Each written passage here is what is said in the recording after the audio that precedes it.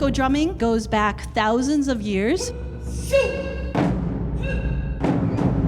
But why aren't there more professional Taiko players that are women that are making careers for themselves? They're not part of the existing books and documentaries, and if they are, they're a footnote or they're a side note. They're not part of the main story. Oh, gorgeous. It's my dream project to make a concert where we bring the best female Taiko artists from Japan and from North America together and fill the stage and make it incredible. Put women center stage. 太鼓は男っていう分かれてて、それでまあ女性だったっていうところが一番まあ悔しいというか。こういうふうに人のつながりを作っていくことなんだなって思ってやってきたし、なんか太鼓はこう私にこう家族を作ってくれたっていうね。Hey, we're really doing this. Yeah. So now it's gonna happen. I was like, oh. So happy you're here. You train, and you get this incredible experience. But this experience is forged in suffering.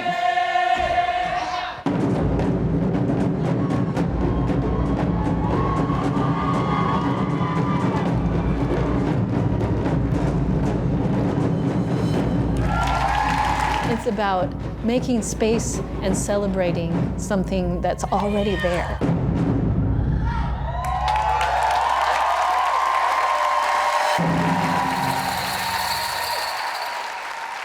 Thank you so much for joining us. We just checked out the trailer for Finding Her Beat. I mean, this is a powerful, incredible documentary. For all you involved, how does it feel to get to the other side after a serious period of uncertainty? Like a miracle. Yeah, like 1,000 miracles strung in a line. Yeah. Like it has a life of its own and we just have to hang on.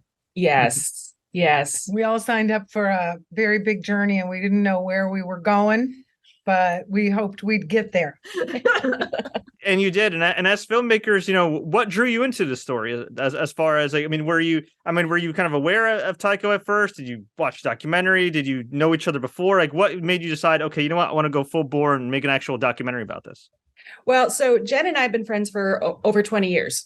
And so she brought the idea to me that, you know, she was doing this amazing concert. We were having lunch and, you know, could I film it for, you know, archival purposes, that kind of thing. And I was like, oh my gosh. Yeah. And I was like, this is a film. This is more than anything. And, you know, it runs on all of those themes of what it is to be somebody who's been marginalized and say, you know what, I'm just going to take the stage myself. I'm not going to wait to be invited anymore. And I love the spirit of that. And so I turned to Keri and said, Keri, do you want to work with me on this? And luckily Keri agreed.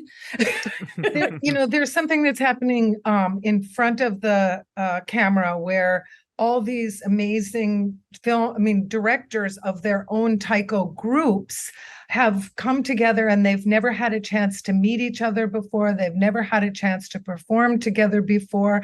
And then the same thing was happening with the filmmaking side, where there was a commitment to make sure that the diversity that was in front of the camera also happened on the production side. Mm-hmm. And so most of the people, 98% or 95%, something like that, of the people behind the camera on the production side are either Asian, women, non-binary, queer, or a combo pack. Wow, that's incredible. I absolutely love that. And now, obviously, you started kind of doing all this, prior to COVID and everything. But does it feel kind of ironic at just how topical this film is? Not just the fact that it's an incredible story, but also the fact that, given the time we're in North America with women's rights being under attack, with the Stop Asian Hate movement and everything else. It seems just even more topical than it would have been a couple years ago. Yeah, I like Megan said, it was something when a project has a life of its own. And Don, you talked about this too, where the things that we're feeling, other people are feeling, and we get that reflected back and forth, and so that conversation becomes more interesting, more intimate, and more impactful. And so I do feel like there's so many aspects of this story that like connect to people, whether you're Asian or not, whether you're a Taiko player or not. But it's this idea of the folks in the margins coming forward, and it's this idea of empowering ourselves and redefining what power looks like. And honestly, to see, for me personally, to just see a screen filled with powerful Asian women, like that alone is worth my my ticket. I would see that 100 times. So I'm just thrilled to be a part of a project that can do that.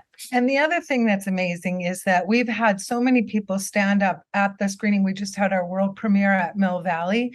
And I can't tell you, there have been countless men who have cried and have said, thank you so much for making this film. So it's hey, I'm one of them. I should have. Yeah, it's not just for women. No, Yeah, it's for humans. Yeah. I think since the last couple of years, our whole country, the whole world is done with cartoon shots of who we are as people.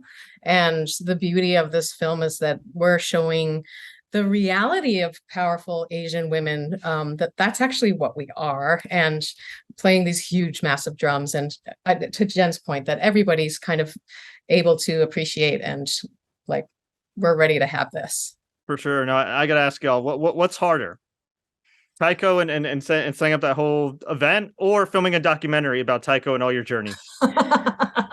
I don't know if I want to compare these two things. Yeah, I think they're both endeavors of impossibility that are fueled by pure passion and determination, and just people who are willing to keep taking that next step forward.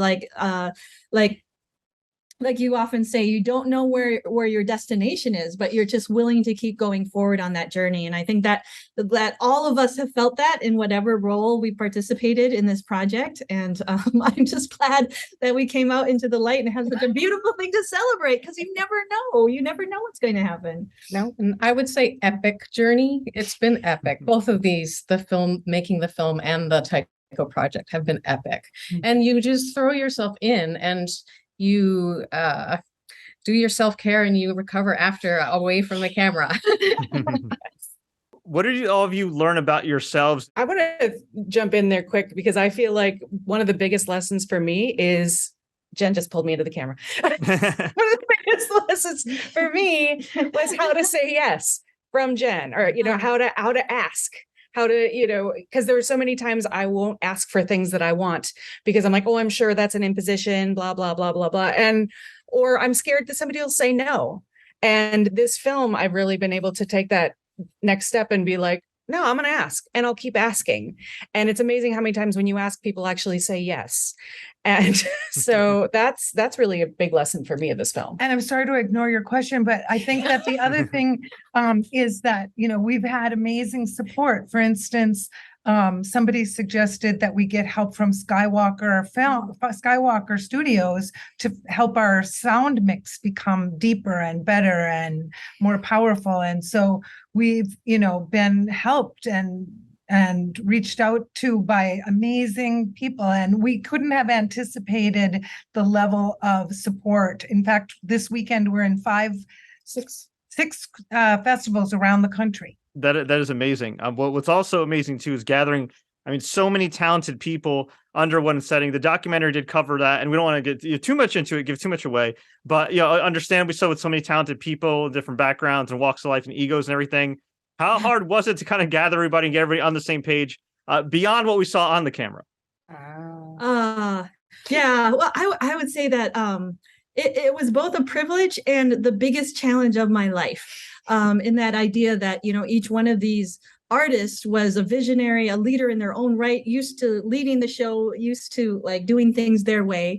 And you get all of them in the room for the first time and say, well, we're going to try and do something together, and follow me.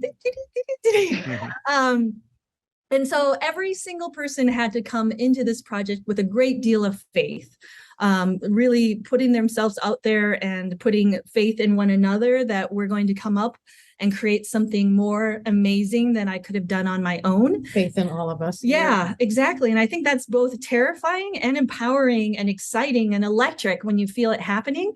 But when you're in the crunch periods of the process, then it feels like terrifying and like you're heading towards a cliff. But yeah, I think it was a great risk, and I think it was a great gift for everyone involved. No doubt. Yeah. The film is done in a cinema verite style, and so we really wanted to take the audience on a journey, and without the use of conventional interviews. And so to that end, we always had 2 cameras on every scene, and our final scene, we had 5 cameras on the scene. And so I think for me, that was something new that I had never experienced as a director of photography before, to have that kind of support.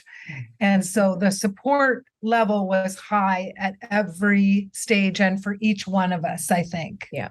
I would also say that, to your question, how do we get on the same page? I would say more like, when I was in Japan, I learned about national treasures, who are people who devote their lives to an art form. And instead of all of us getting on the same page, we were like a book. And Jen got us bound. But like, yeah, again, we are a collective, and there's a way maybe that there's a feminine energy or a way of being in the world where it's about a collective and it's about us. And even though we don't get along or like each other all the time, we're in a book. I like that. Yeah. For me, one more thing I just wanted to say is that it's this idea of the unicorn. Each one of these artists that we worked with is sort of this unicorn of someone who like blazed a trail and made something amazing happen in their life, but they never got a chance to talk to each other or to work together. So this was like a first time gathering of the unicorns, right? Yeah. So it was magical in that. But beyond that is this idea that behind every single one of these people is just a stage full of other people who are ready and willing to step forward too. So, I caution everybody whenever you have a unicorn to both appreciate them, but use them as a proof of concept that's not just one, but that there's a whole crew of people waiting behind them, and you just have to make a little bit more room. Where do you see Taiko kind of going from here? Not just for what you're working on, but just on a worldwide level. Well, on a worldwide level, it's just becoming more and more popular. Like it's on every continent now, practically. Like there's European Taiko groups, there's Brazilian Taiko groups, Australia, Scotland. It's everywhere, and it's growing, which is fantastic. And the I would say almost 2/3 of Taiko players are now women worldwide. But now that we have participation, what we really want is equity. And so it's this idea of, yay, we get to participate, but we also want to get paid. Right. So And that's, booked. yeah, paid and booked and, promoted. And so it's about sort of that next level of stepping through that next barrier and the next barrier. I would also say that when you come into Taiko, you're a beginner, then you're a performer, then you're an ambassador, and then you become a steward of the art form. And it's time to teach the next generation how to be big, how to produce yourself, how to stand in your complete spiritual power on stage. And we are wanting to teach the next generation with this film in other ways. And finally is that if you've heard a taiko drum, if you've been in a space with a real live taiko drum, you feel it in your chest. And there's a healing, empowering vibration of taiko that is undeniable. And I think that's something that the world needs more of today. Like the world would be so better if we could all like hit a taiko drum every day. So I think you can't also ignore that healing aspect of the practice as well. I love that you said that, because it's on a personal note. I'm big on mindfulness and meditation and everything else. And just watching a documentary through my television, it just like I kind of felt that. So I can only imagine live. It's probably spectacular. So You should see it live. Yep. oh yeah, definitely on the bucket list. We're having a lot of post-screening performances of the local taiko groups, and that's part of Jen's desire to lift up the local taiko groups and bring them an opportunity to have a paid gig to perform and to show people. So I think that it's already making an impact. And in Japan, we're certainly already making an impact, even though we haven't screened there yet.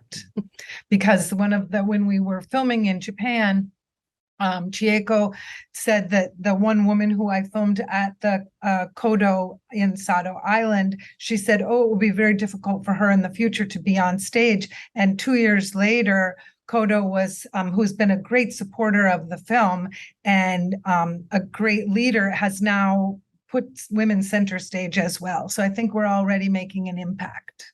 I love the title. Finding Her Beat. Who came up with that? It was originally Her Beat because that was the name of the concert. And then I have to say, it was a colleague. We brought it to this group called Film Fatales, which is a bunch of female directors, and said, watch the film. And then we had this conversation about like the title. It's still not working. It's still not working. And I will say it was Jan Selby. Yeah. Way to go, Jan. Giving her props. She said, Finding Her Beat. And I was like, oh my God, That's perfect. you're a genius. And Chieko Kojima also said, I love that title because it's such a hopeful message for Taiko in the future. Yeah. Well said. You've all dropped a lot of gems, tremendous insight. We don't want to give too much of the documentary away, but if we're stuck in an elevator, I'm just a stranger, and I ask you, why should people watch Finding Her Beat? What would you say? I would say that it's a wonderful story about women redefining power on their own terms, claiming center stage, and it's uplifting and energizing, and we could all use some of that right now. What she said. I would also say, just go get your hair blown back by the Star Wars Skywalker sound when watching Masters on stage, who've been waiting for 30 years to be there. I think a sign of a good film is if it makes you laugh and it makes you cry, and I think we're rocking it on both of those. Well done, by all involved. Thank you so much for your time. It was a pleasure to check it out. Can't wait to see it again sometime in New York City. Of course, it's making its way through the film festival circuit. Before we let y'all go, where can we find you all online, and where can we find Finding Her Beat next? findingherbeat.com, and we're on Facebook and Instagram, and we're posting our adventures as we go. Next up is Austin, Texas for the Sound Unseen Film Festival, Minneapolis for the Sound Unseen Festival, Doc NYC, and Cucaloris. More to come. Hawaii Film Festival. Hawaii. Yeah, it's fantastic. There's a great buzz. We're so thrilled for the support we're getting, and we can't wait to keep going.